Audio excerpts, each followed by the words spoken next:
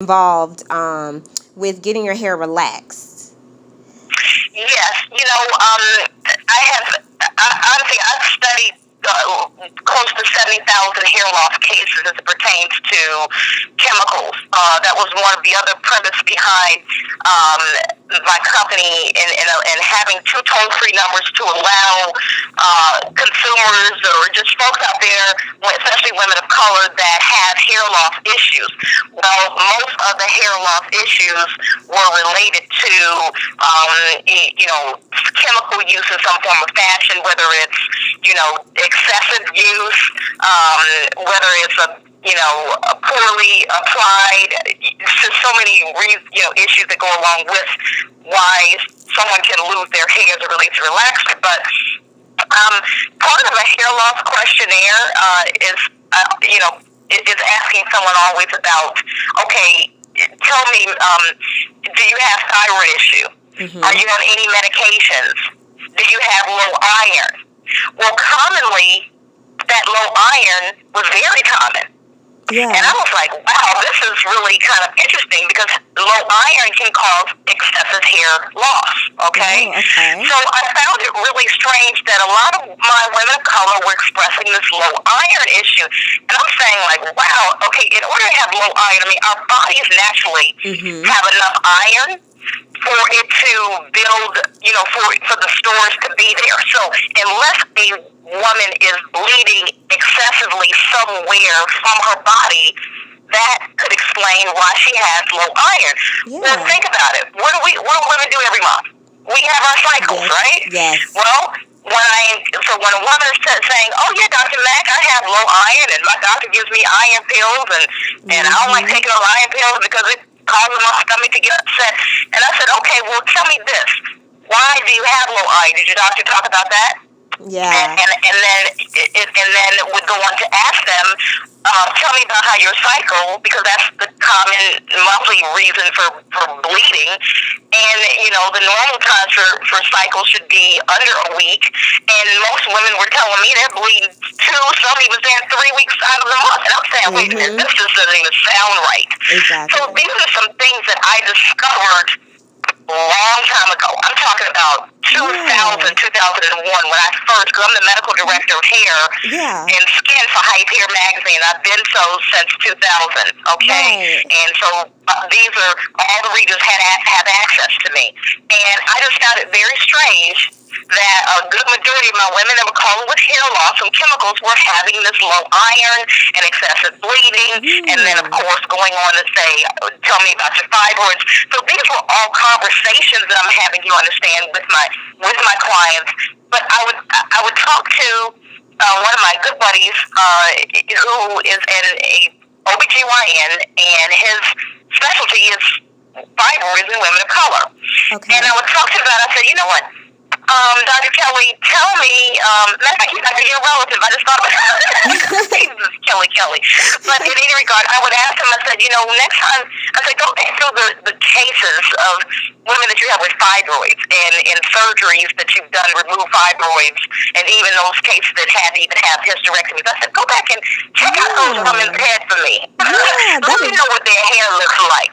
And, this was just kind of like some sidebar stuff, you understand. This wasn't any major study, but he would come back and honestly say, he's like, oh man, they have wigs on their head, or it is thinning, or it would be something. It wasn't common for him to come back and say, oh yes, they're full healthy, full hair. Yeah. So I said, okay. I said, I'm just gonna follow this, and I said, I'm thinking that there has to be some correlation of relaxers, the chronic use of the hydroxide, which is the active chemical in all types of relaxers. I said there has to be some sort of common denominator with the development of fibroids in women of color, because fibroids are 2 or 3 times the risk than any other race. I mean, other races don't really get fibroids. They're like, what? Fibroids? What you talking about? Right. You know what I mean? That's not something that's common in other races. And then it was just really strange that you got women of color walking around with fibroids growing out the wazoo in these last 20, 30 years and with a bald head. And I said, there has to be some sort of correlation here. Well, let me tell you, in 2011, published research studies came out in the American Journal of Epidemiology, the Journal of Annual Health, and one Journal of Immigrant Health. It was a couple of different credible journals that had done mass studies with thousands.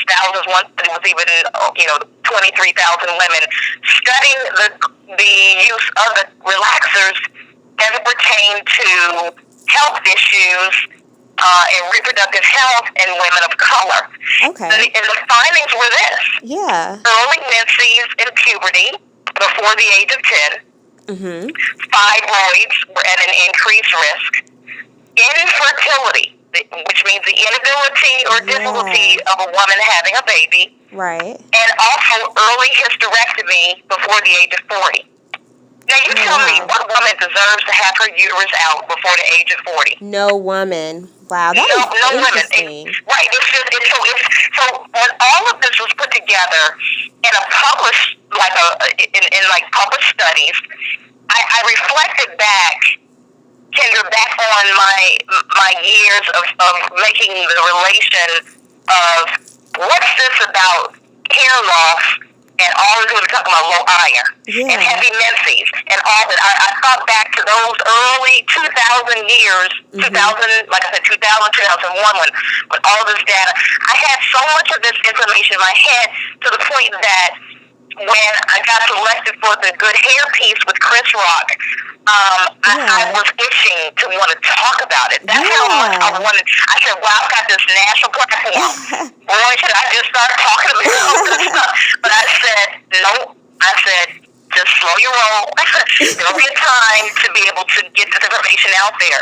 So the moral of all of this is to say, I'm not saying that relaxers are bad for everyone. That is not what I'm saying. I like to be very clear about that. Right. But what I am saying is that with the effects of the reproductive system that's happening in women of color, and the reproductive system is still developing in our baby girls. My goal is to increase the awareness to protect our baby girls across the world, to get this information out there to moms and say, you know what?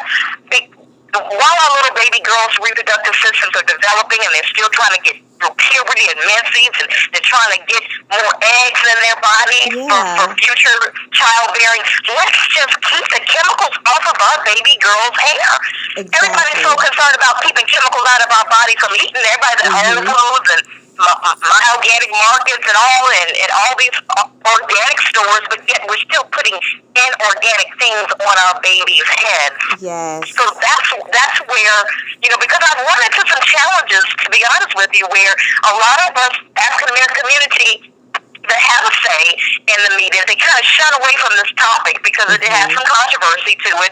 Because people say, the hair industry is $1 billion industry. Well, yes, it is.